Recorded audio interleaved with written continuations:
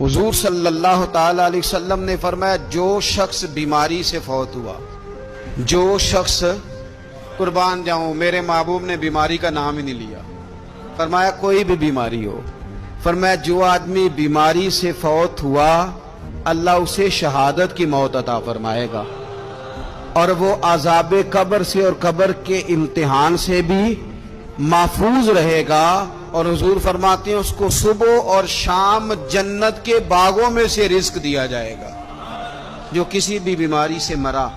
یہ لوگ بیماری سے مر رہے ہیں تو لوگوں نے اچھوت سمجھ رہے ہیں، اچھوت، یہ اچھوت نہیں ہے،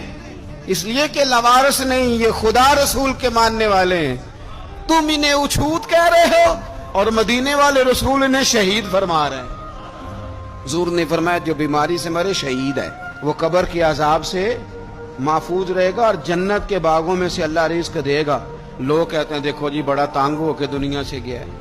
تو اس بندے کو بھی عذاب قبر نہیں ہوتا۔